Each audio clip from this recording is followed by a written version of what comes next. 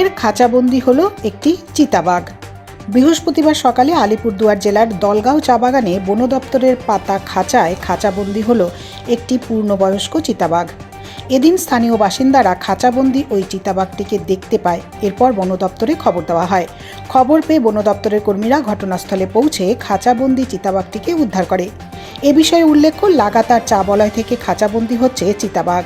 এর ফলে চা বলয় জুড়ে আতঙ্কের পরিবেশ সৃষ্টি হয়েছে।